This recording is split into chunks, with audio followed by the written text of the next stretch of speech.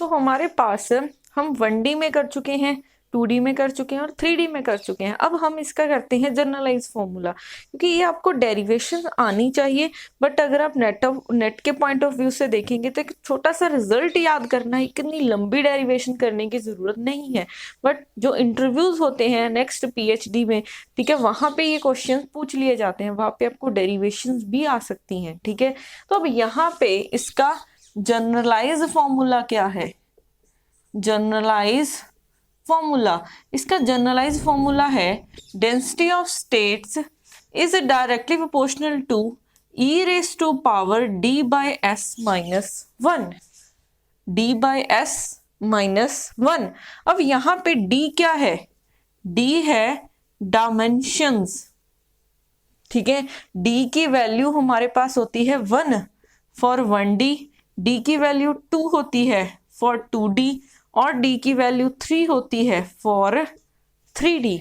ठीक है, अब यहाँ पे ये s क्या है? s की वैल्यू 2 हो सकती है या फिर s की वैल्यू 1 है।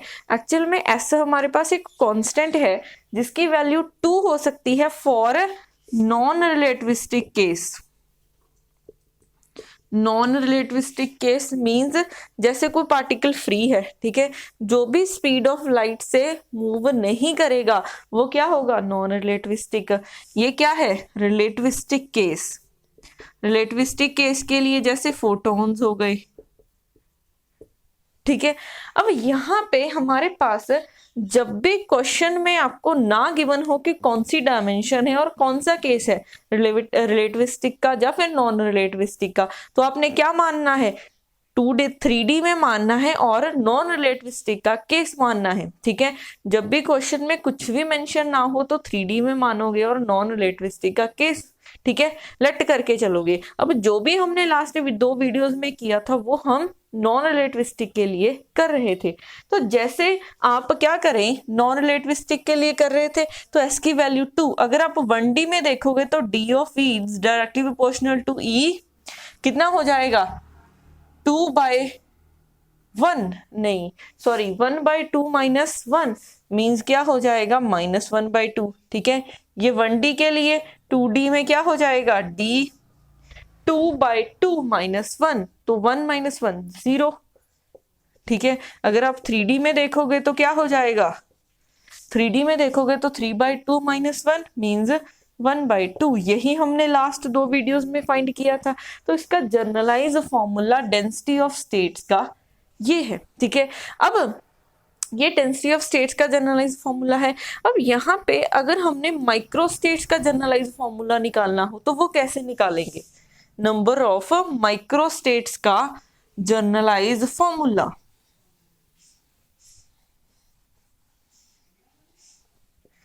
अब नंबर ऑफ माइक्रो स्टेट्स को हम ओमेगा से रिप्रेजेंट करते हैं।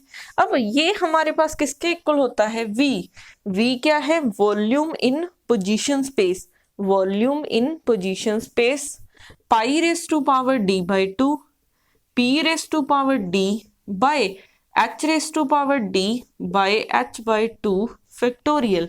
तो ओमेगा की वैल्यू ये होती है, omega is equal to v volume in phase space. ठीक है, वॉल्यूम इन फेस स्पेस नहीं, volume in position space, pi raise to power d/2 p raise to power d h raise to power d d/2 का factorial.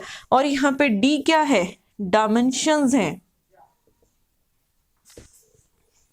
d क्या है हमारे पास? Dimensions हैं। ठीक है, d की वैल्यू 1 हो जाएगी 1D के लिए, d की वैल्यू 2 हो जाएगी 2D के लिए और d की वैल्यू 3 हो जाएगी हमारे पास 3D केस के लिए। ठीक है, अब यहाँ पे नेक्स्ट क्या है? अब यहाँ पे हम P को पहले इन टर्म्स ऑफ E लेके आना है, तब आप ओमेगा से डेंसिटी ऑफ स्टेट निकाल सकते हो। तो एनर्जी, और इसमें हम एक जनरलाइज फॉर्मूला लिखते हैं। मैं लिखती हूँ A is equal to P raise to power S।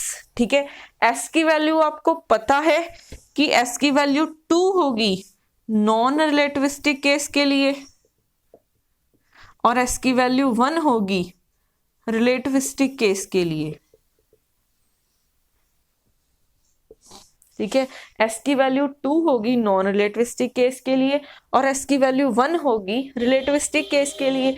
अब यहाँ पे पी भी आपको पता है, पी मोमेंटम है, ई एनर्जी है और एस की वैल्यूज भी पता है, एस एक कांस्टेंट है।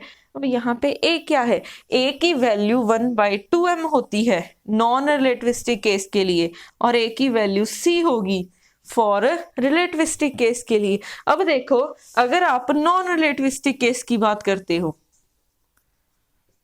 नॉन रिलेटिविस्टिक में ये सारी वैल्यूज पुट करो, तो E is equal to 1/2m P square. तो यही हमने किया था, यही निकाली थी हमने एनर्जी, ठीक है। जो लास्ट 2 वीडियोस थे फ्री पार्टिकल की एनर्जी यही मान के चल रहे थे।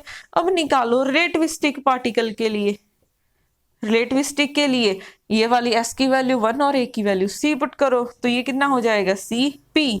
तो E is equal to PC।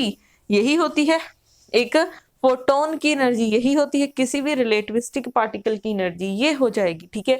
तो आपको ये वाला, ठीक है, ये वाला और कौन सा लिखा था, D of E is directly proportional to E raise to power D by S minus 1। तो वैल्यूज ये आपको पता होनी चाहिए। अब यहाँ पे देखो, ये तो सिर्फ प्रोपोर्शनैलिटी देखी हुई है, ठीक है, हमने प्रोपोर्शनैलिटी नहीं, अगर हमने कोई डायरेक्ट रिजल्ट निकालना हो डेंसिटी ऑफ स्टेट्स का, तो कैसे निकालोगे, पहले यहाँ से P की वैल्यू पुट करोगे, P की वैल्यू क्या निकलेगी, E बाई A 1/s, ये पावर 1 हो जाएगी, यहाँ पे पुट कर दो V pi raise to power D/2 E by A D/s h raise to power D/2 factorial, ठीक है। तो अब क्या करोगे, यहाँ पे E के साथ डेरिवेटिव करोगे, तो E का डेरिवेटिव करोगे D/s माइनस 1, यहाँ से आया है ये डेंसिटी ऑफ स्टेट्स, ठीक है। तो आपको सिर्फ ये वाला, ये 3 फॉर्मूले याद होने चाहिए for what, density of state निकालने के लिए, ठीक है। सिर्फ ये 3 फॉर्मूलेज लर्न करने और याद रखना। अगर क्वेश्चन में कुछ भी नहीं गिवन तो 3D का मानोगे और नॉन रिलेटिविस्टिक केस लेट करके चलोगे। अब करते हैं इसके रिलेटेड कुछ क्वेश्चंस।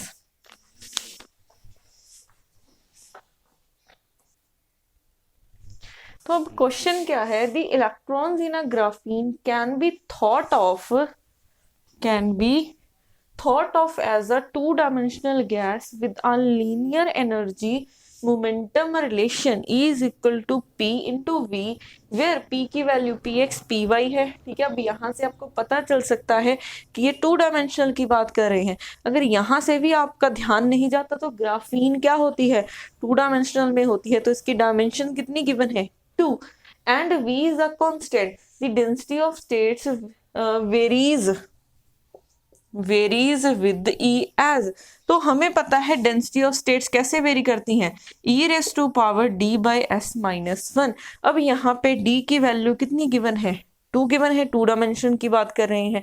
अब यहाँ पे S की वैल्यू कहाँ से पता चलती है, S की वैल्यू कभी भी अगर आपको ये रिलेशन गिवन हो, इसको डिस्पर्शन रिलेशन भी बोलते हैं, आपको क्या गिवन है कि ये P ऐसे वेरी कर रहा है, इसको कंपेयर करो P raise to power S के साथ, यही होता है, ठीक है। तो S की वैल्यू कंपेयर करोगे कितनी आ गई, 1। अगर S की वैल्यू 1 है, ठीक है, तो डेंसिटी ऑफ स्टेट्स कैसे वेरी करेंगी, E रेस टू पावर 2/1, ठीक है, E raise to power 1 minus 1, sorry 2 आएगा, तो ये E रेस टू पावर 1 के साथ वेरी कर रही हैं, तो यहाँ से ऑप्शन 1 क्या हो जाएगा, करेक्ट हो जाएगा। अब यहाँ पे आपको सीधा इस फॉर्म में भी गिवन हो सकता है रिलेशन, ठीक है। आपको कुछ ऐसा भी दे सकते हैं, जैसे P को h कट K पुट कर दें, तो E is equal to h cut raise to power S। सिर्फ प्रोपोर्शनैलिटी देखेंगे तो क्या हो जाएगा, K raise to power S। तो आपको इस फॉर्म में भी गिवन हो सकता है, या फिर E की value h cut omega put कर दो, E की value h cut omega put किया, सिर्फ प्रोपोर्शनैलिटी देखें तो K raise to power S। आपको ये गिवन हो सकता है, ये गिवन हो सकता है, या फिर ये गिवन हो सकता है, तीनों में से कोई भी रिलेशन गिवन हो सकता है। अगर डिस्पर्शन रिलेशन नहीं गिवन, ठीक, अगर तो गिवन है तो S की वैल्यू आपको इन यहाँ से पता चलेगी, ठीक है। अगर डिस्पर्शन रिलेशन नहीं गिवन, नॉन रिलेटिविस्टिक है, रिलेटिविस्टिक है, फिर भी नहीं गिवन, तो क्या मानोगे, नॉन रिलेटिविस्टिक का केस मानोगे। बट अगर रिलेशन गिवन है तो यहाँ से कंपेयर करके फाइंड करना है, ठीक है।